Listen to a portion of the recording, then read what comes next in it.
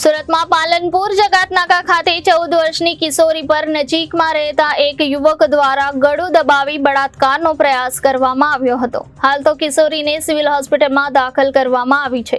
આ સાથે જ મેડિકલ ચેકઅપ પણ કરાવવામાં આવ્યું છે।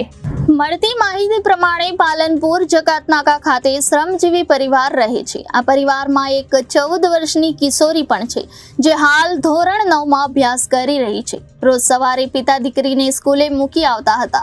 ત્યારબાદ બપોરે કિશોરી ઘરે આવતી હતી। દરમિયાન કિશોરી ઘરે એકલી હતી અને પોતાની સ્કૂલનું હોમવર્ક કરી રહી હતી। પીડિત બાળકીના પિતાએ જણાવ્યું હતું કે મારી દીકરી એકલી ઘરે હતી ત્યારે નજીકમાં જ રહેતા યુવક આવ્યો હતો અને કેટલામાં ભણે છે એ રીતની વાતચીત કરતા નજીક ગયો હતો।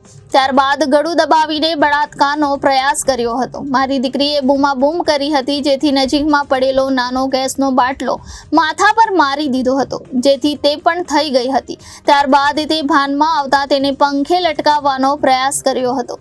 વધુમાં જણાવ્યું હતું કે દીકરીને પંખે લટકાવવાનો પ્રયાસ કરતા પ્રતિકાર કર્યો હતો, જેથી તેનું માથું દિવાલ સાથે અથડાવ્યું હતું, જેથી તે ફરી બેભાન થઈ ગઈ હતી। ત્યારબાદ તે યુવક ભાગી ગયો હતો। તે યુવક ભૈયાભાઈ છે અને અમારા ઘરની નજીક જ રહે છે। તેમને સજા થવી જોઈએ એવી જ અમારી માંગ છે। હિતેશભાઈ આદિવાસી સમાજ પ્રમુખે જણાવ્યું હતું કે આપેલી બાળકીના પિતા દ્વારા અમને જાણ કરવામાં આવી હતી। ત્યારબાદ અહીં સિવિલ હોસ્પિટલમાં આવ્યા છે અને તમામ તપાસ હાથ ધરવામાં આવી છે। અમારી એટલી જ વાર છે કે અમારા સમાજની દીકરીને ન્યાય મળે અને તે નરાધમને સજા કરવામાં આવે।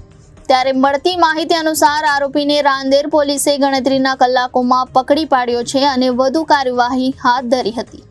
जी आपનું નામ કઈ સંસ્થા દ્વારા क्या है? મારું નામ હિતેશ શંકરભાઈ મુંદવાડા, જય આદિવાસી ભીલ સમાજ સુરત શહેર પ્રમુખ। હાલ અમે સુરત સિવિલ હોસ્પિટલ ખાતે અમને જાણ મળી હતી કે સમાજની દીકરીને કોઈક નરાધમે ઘરની નજીક આવીને જે બળાત્કારની છેડતી કરવાની જે કોશિશ કરી છે અને એના પરિવારના પિતા થકી જાણવા મળ્યું કે છોકરીને પહેલાં ગળું દબાવવામાં આવ્યું છે, એના માથા પર ગેસનો બાટલો મારવામાં આવ્યો છે અને બાલ પકડીને દિવાલ પર માથું આમ ઢીક મૂકીને જેવું ઘસડવામાં આવ્યું છે। એટલે અહીં સિવિલ હોસ્પિટલ અમે સીઓમ ઓફિસ પર અહીંયા બતાવીને એની કાયદેસરની તપાસ કરાવીએ છીએ કે એને પર બળાત્કારથી કે છેડતી થઈ કે નથી તે બાબતે, અને પરિવારને પૂરેપૂરો ન્યાય અપાવીએ એ ન્યાય ખાતર અમે અહીંયા સિવિલ હોસ્પિટલ આવ્યા છે। અને जी आपનું નામ કઈ જગ્યાએ આવ્યા છે ને શું બનાવ બન્યો છે? मैं मारू नाम डामोर शैलेश सेंगा है।